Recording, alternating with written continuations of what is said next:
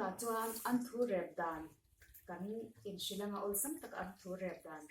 awlsam ber mai ani hei hi I Anthûr hi akwanga changin kan hanmal ta a I tihian ni a phori hu tu ni hei hi ni pol thing lo a ni khat ka pho na anga ni ta hei hi phate thanu tuk lo de boka tun ma kha chuan thirbela kan kang uaya kan khot par le a ti chuan kan pho thina aro har ani hei hi tuna ni ang hi chu mal ringo ta pho an ta tin khatia aro nu khan tihian bur fai taka bur phuya kan da anga ti chuan kan da than to mai ni chuan chawhme kan han tha ka alo par le vek theta a shin thak am do mai khan o par le vek theta kha atui di em a tun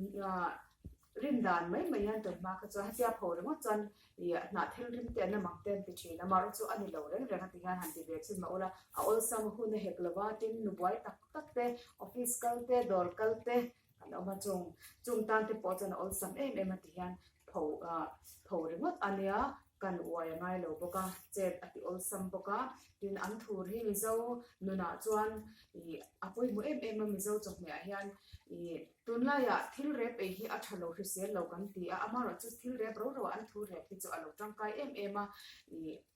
sa te baya te chi sang thil chuma te po kan tel china mizo nun mizo chawhme a hian apoi mu em awangin nu ho ten kan hriat thu atan